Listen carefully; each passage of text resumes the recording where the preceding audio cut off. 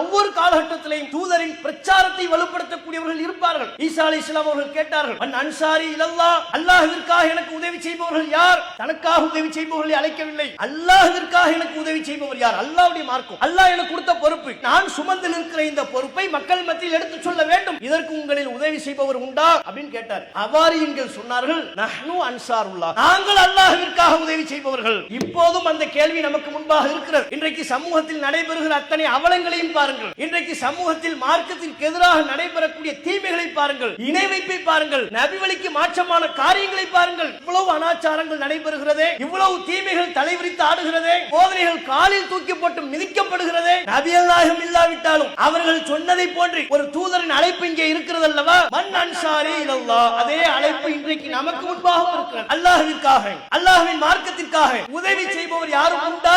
இப்போது சொல்லுங்கள், உங்களுடைய பதில் என்னவாக இருக்க வேண்டும்? நம்முடைய பதில் என்னவாக இருக்க வேண்டும்? அல்லாஹ்வின் மார்க்கத்திற்காக உதவி செய்பவர்கள் யார்? அதற்கு நம்முடைய பதில் நஹ்னு அன்சாருல்லாஹ், நாங்கள் அல்லாஹ்வின் மார்க்கத்திற்காக களத்தில் நிற்போம். எவன் காசு, பணம், சொந்தம், பந்தம், அதிகாரம், பதவி, பொறுப்பு, எம்எல்ஏ, எம்பி, இதற்கெல்லாம் நீங்கள் அடித்துக் கொண்டு நாடினாலும் நாங்கள் அதன் பின்னே அடைவதற்கு தயாரில்லை. இந்த கூட்டத்தின் சிந்தனையில் எப்போதும் மார்க்கம் மட்டுமே நிற்கும், ஏகத்துவம் மட்டுமே இருக்கும், நபி வழி சுன்னா என்பது மட்டுமே நிற்கும்.